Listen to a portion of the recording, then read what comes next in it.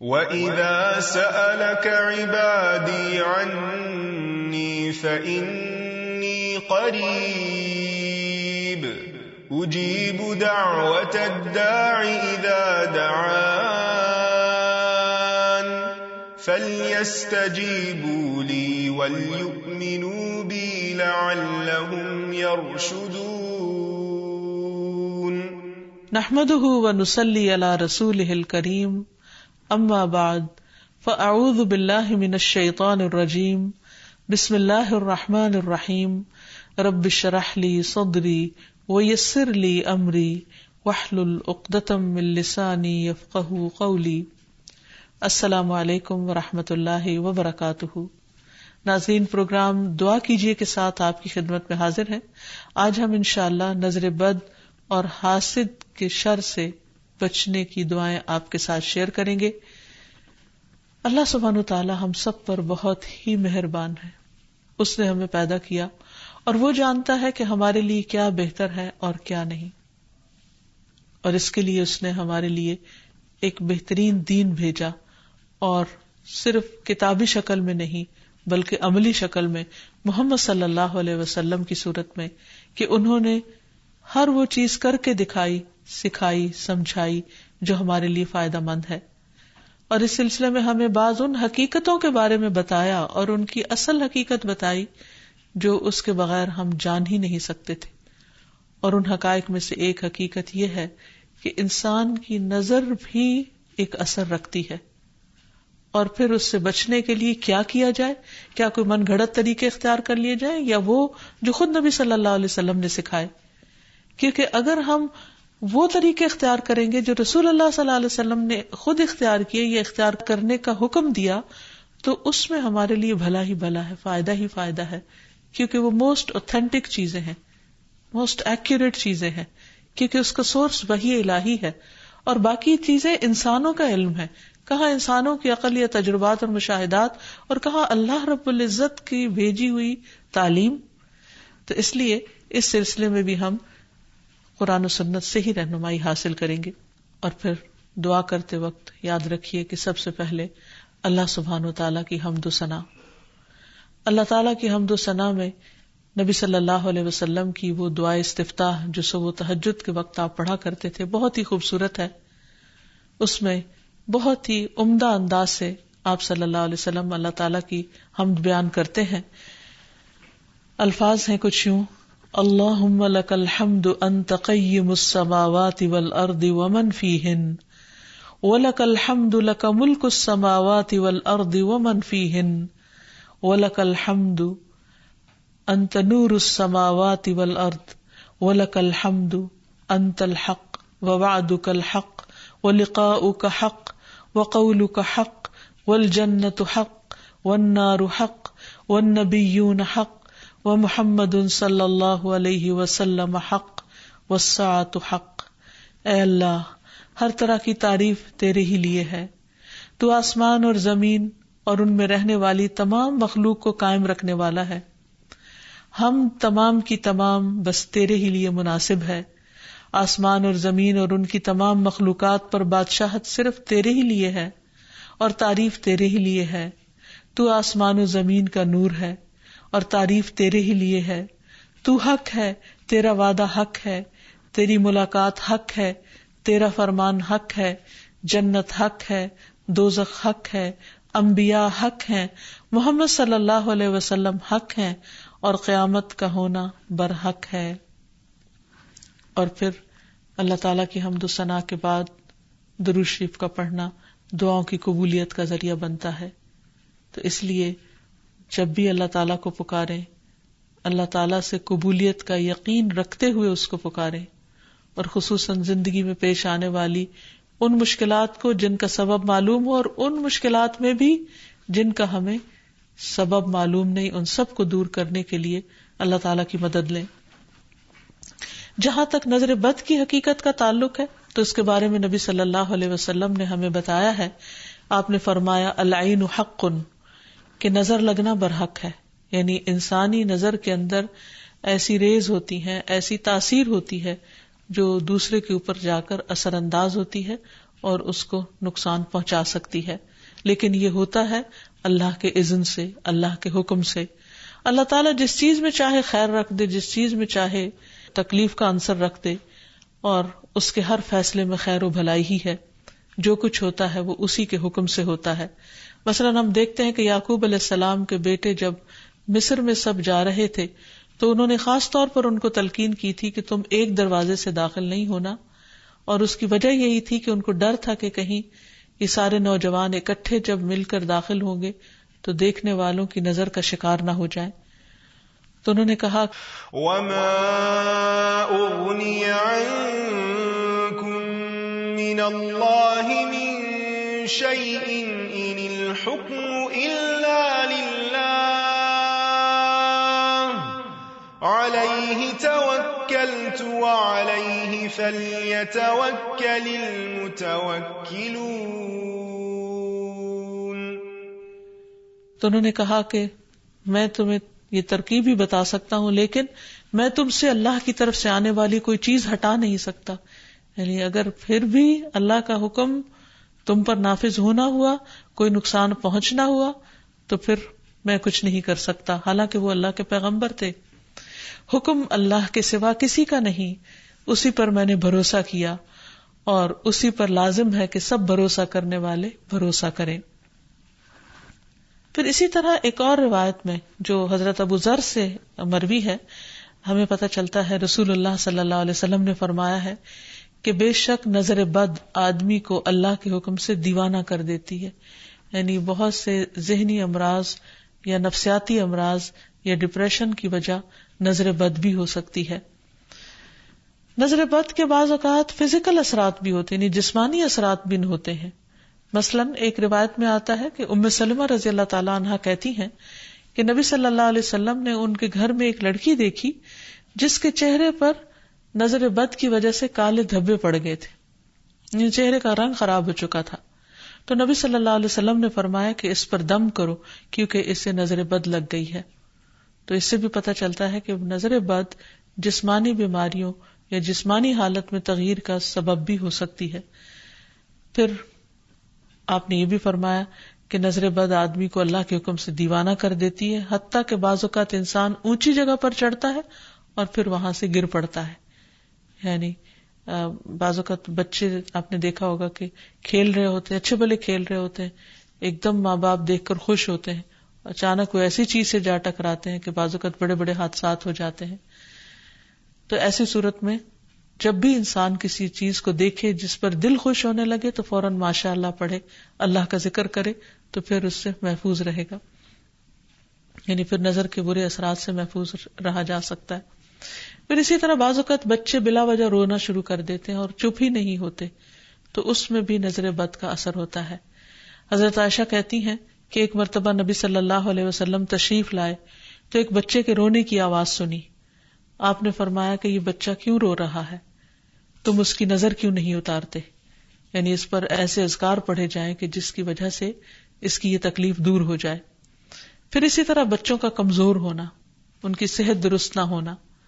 آپ صلی اللہ علیہ وسلم نے حضرت اسماء بنت امیس سے کہا، کیا بات ہے کہ میں اپنے بھائی جعفر کے بیٹوں کے جسموں کو دبلا پتلا دیکھ رہا ہوں، یعنی ان کی صحت اچھی نہیں ہے، کیا انہیں فقر و فاقہ رہتا ہے، یعنی کھانے کو کچھ نہیں ملتا؟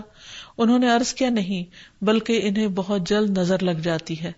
آپ نے فرمایا انہیں دم کرو. انہوں نے آپ کے سامنے چند کلمات پیش کیے تو آپ نے فرمایا انہیں دم کرو، یعنی ان کلمات کے ساتھ دم کرو. وہ کلمات انشاءاللہ آگے بتائے جائیں گے. پھر اسی طرح بعض اوقات نظر بد کی وجہ سے جان بھی خطرے میں پڑ جاتی ہے یا انسان شدید بیمار ہو جاتا ہے. اور آپ صلی اللہ علیہ وسلم نے خصوصی طور پر ایک موقع پر جب ایک صحابی نے دوسرے کو دیکھا تو ان کی طبیعت خراب ہو گئی، تو آپ صلی اللہ علیہ وسلم نے خود ان کے سینے پر 3 دفعہ ہاتھ مارا اور یہ دعا پڑھی، اللہم اذھب عنہ حرہا وبردہا ووصبہا، اے اللہ اس کی گرمی اور سردی اور بیماری اور لاغری دور کر دے. پھر کھڑے ہوئے اور فرمایا، جب کسی کو اپنے بھائی کا وجود یا کوئی مال پسند آئے، یعنی کوئی چیز اٹریکٹ کرے، تو اس کے لیے برکت کی دعا کرے، کیونکہ نظر لگ جانا برحق ہے. تو اس حدیث سے بھی پتہ چلتا ہے، اور یہ سلسلہ صحیحہ کی صحیح حدیث ہے. اور جن کو نظر لگی تھی وہ حضرت سہل تھے، اور یہ تفصیلی روایت ہمیں حدیث کی کتاب سے مل جاتی ہے. پھر اسی طرح نظر کی وجہ سے بعض اوقات موت تک واقع ہو جاتی ہے. آپ صلی اللہ علیہ وسلم نے فرمایا کہ اللہ کی قضاء و قدر کے بعد نظر بد ہی میری امت کے اکثر لوگوں کی موت کا سبب بن جاتی ہے. اچانک پھر کوئی ایسی بیماری آ جاتی ہے کہ انسان کی زندگی کے خاتمے کا ذریعہ بن جاتی. ایک اور حدیث میں آتا ہے کہ نظر بد آدمی کو قبر میں اور اونٹ کو ہانڈی میں پہنچا دیتی، یعنی اونٹ تڑپنے لگتا ہے تو اس کو نحر کر دیا جاتا ہے اور پھر اس کا گوشت پکا کے کھا لیا جاتا ہے. اسی طرح آپ صلی اللہ علیہ وسلم نے یہ بھی فرمایا نظر کا لگ جانا برحق ہے اور یہ اوپر چڑھنے والے کو پھسلا دیتی ہے، یعنی بعض اوقات انسان کا کام ہو رہا ہوتا ہے اور اس میں خلل پیدا ہو جاتا ہے. تو اس لیے ہمیں نظر بد سے بچنے کے طریقے معلوم ہونے چاہیے اور صحیح طریقے معلوم ہونے چاہیے. سب سے پہلی چیز یہ کہ انسان اللہ کی پناہ مانگے، اللہ تعالیٰ سے حفاظت طلب کرے. رسول اللہ صلی اللہ علیہ وسلم نے فرمایا اللہ تعالیٰ سے نظر لگنے سے پناہ مانگو کیونکہ نظر کا لگ جانا برحق ہے، یعنی اللہ کے سوا کون ہو سکتا ہے جو انسان کو اپنی حفاظت دے. پھر اسی طرح جس کی نعمت دیکھی جائے اسے ہمیشہ برکت کی دعا دی جائے، مبارک دی جائے تاکہ وہ شر سے محفوظ رہے.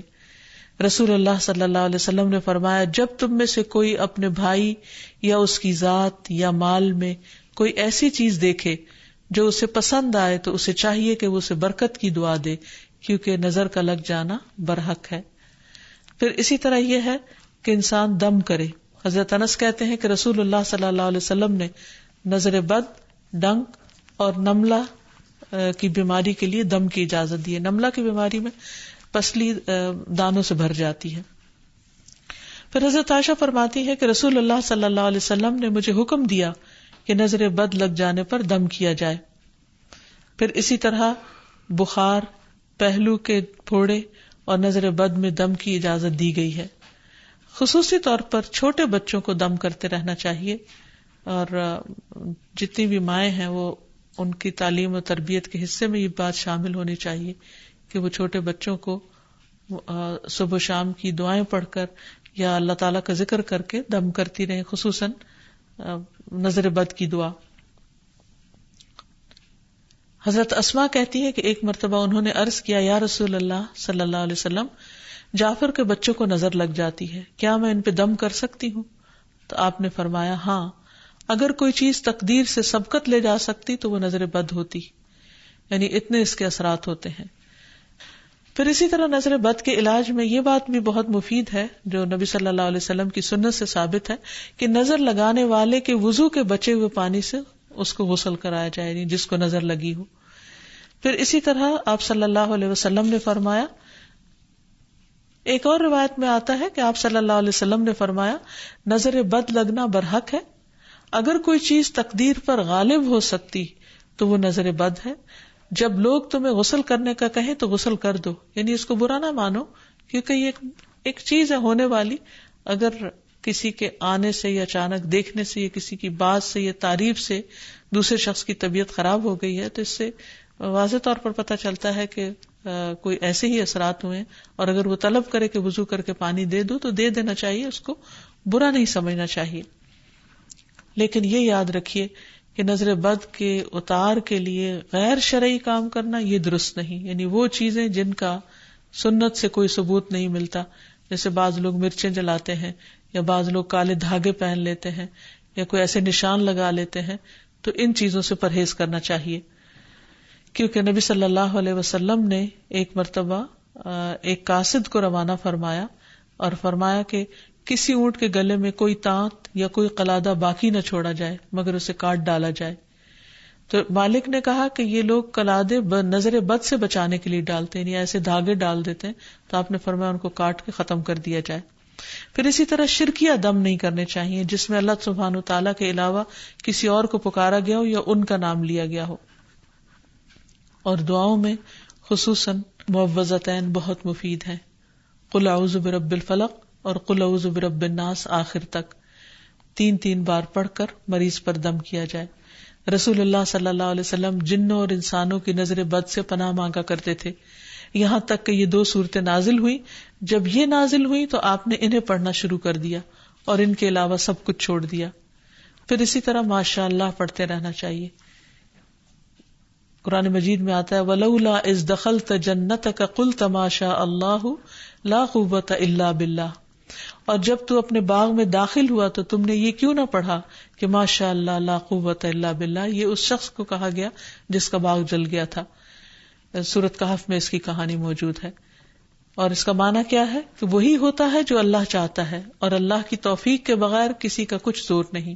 پھر اسی طرح کچھ دیگر مسنون دعائیں ہیں جن کا پڑھنا نظر کے لیے فائدہ مند ہے.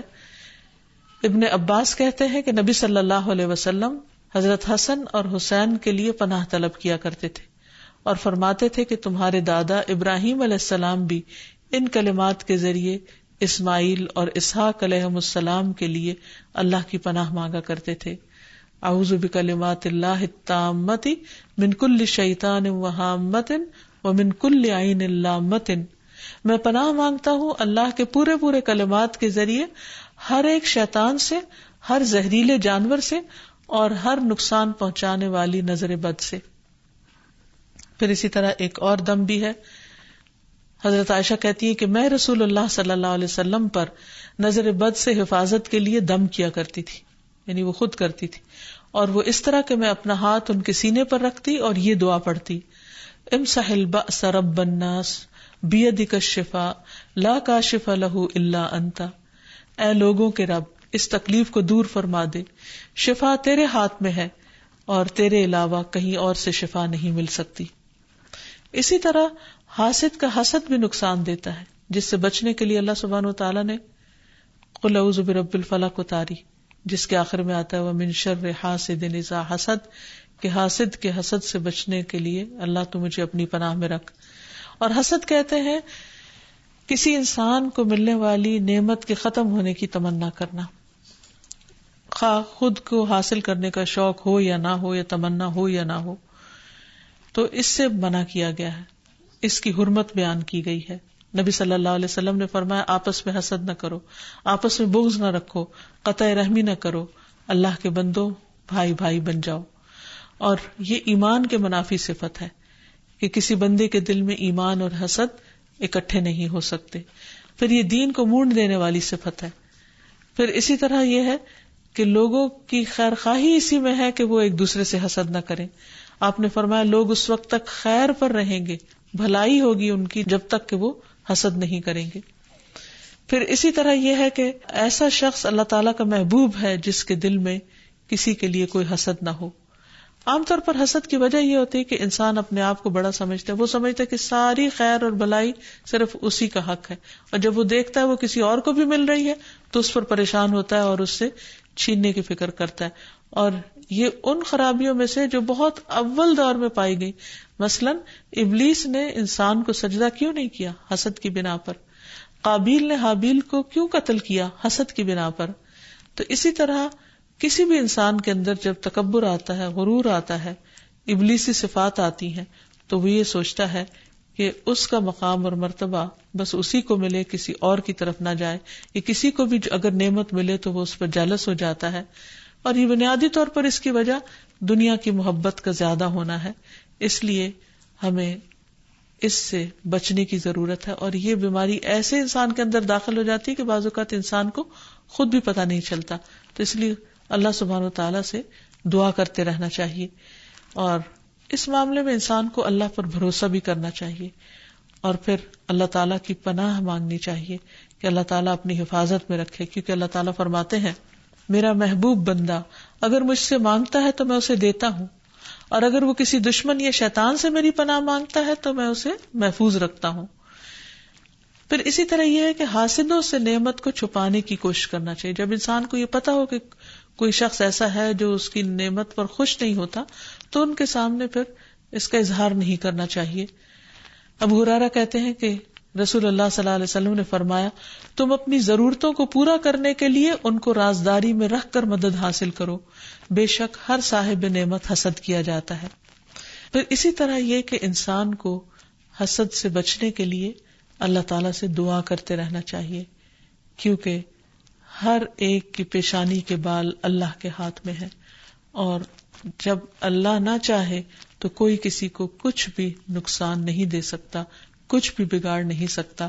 تو اللہ تعالیٰ پر بھروسہ کرتے ہوئے خصوصی طور پر معوذتین کا ورد کرتے رہنا چاہیے. صبح و شام 3 بار پڑھنا چاہیے. نمازوں کے بعد اس کو پڑھنا چاہیے. اور پھر ایک دعا اور بھی ہے کہ جبریل علیہ السلام نبی صلی اللہ علیہ وسلم کی عیادت کے لیے ایک مرتبہ حاضر ہوئے تو آپ کانپ رہے تھے. آپ نے ان کو ان الفاظ میں دم فرمایا: بسم اللہ ارقیک من کل شیء یؤذیک من حسد حاسد وکل عین واسم اللہ یشفیک. اللہ کے نام سے میں تم پر ہر اس چیز کے شر سے بچاؤ کا دم کرتا ہوں جو تمہیں اذیت پہنچائے، ہر حاسد کے حسد سے اور ہر نظر بد سے. اللہ کے نام سے اللہ تمہیں شفا عطا فرمائے.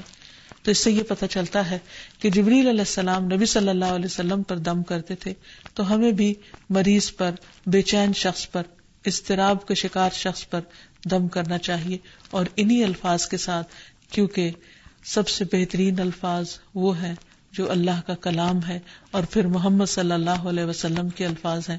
اللہ تعالی ہمیں ہر طرح کے شر سے محفوظ رکھے، ہمیں بھی اور ہمارے عزیزوں کو بھی اور تمام لوگوں کو.